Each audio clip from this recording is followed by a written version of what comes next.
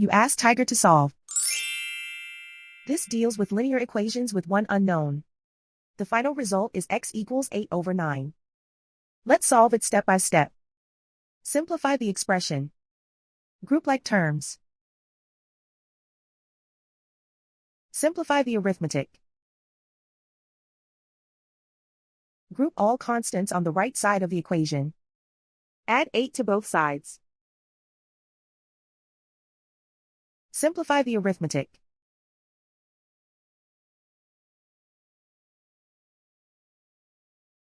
Isolate the x. Divide both sides by 9. Simplify the fraction. And so the final result is x equals 8/9.